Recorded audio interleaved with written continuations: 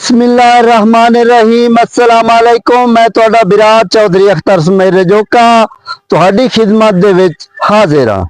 तखलीके कायनात, तखलीके शाहकार, हुस्न शाहकार, तखलीके वालायत जिसने इस दुनिया नू तखलीक किया उस दुनिया दा अमल वजूद विच आया।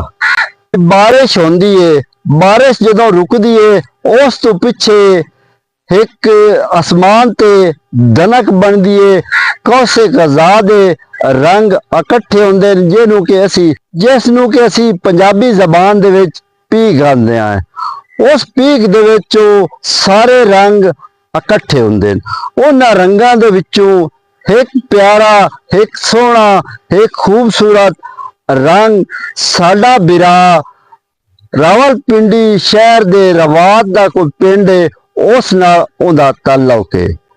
असी उम्मीद करते हैं भी साडा बिरा जिथे भी वसदा पिया सदा हसदा रवे, वसदा रवे, खुशियां वंडे। साडा बिरा ते साडे बिरा दी जितने भी घर दे नो दोस्त अहबाब नो उन्हां विच खुशियां वंडदा रवे। मुसव्विर एक तस्वीर बनदा है, उस तस्वीर दे विच रंग भरदा है। सारे बंदे आंदे भी आ जेड़ी तस्वीर मुसव्विर बनाई है ना कमाल कर दिता है भाई, बड़ी खूबसूरत तस्वीर बनाई। आंदे भाई तस्वीर नहीं बोलती लेकिन तस्वीर बोल के दस दिए भाई इस मुसव्विर ना अखीर कर दी है। उन्हां तस्वीरां दे विचों ये साडे बिरा दी खूबसूरत तस्वीर भी है, तहरीर भी है। उम्मीद है भाई तुसी मेरी वीडियो नू लाइक कर सो, शेयर कर सो, मेरे इस पैगाम नू रीपोस्ट जरूर करना है।